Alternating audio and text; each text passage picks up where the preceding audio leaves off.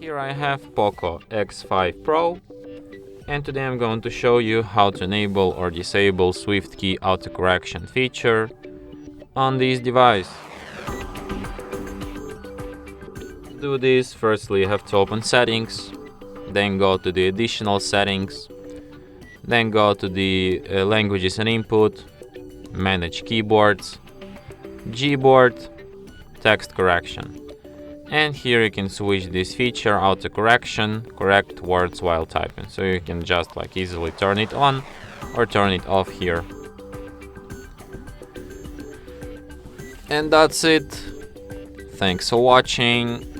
If you find this tutorial useful, don't forget to hit that like button and subscribe to our channel.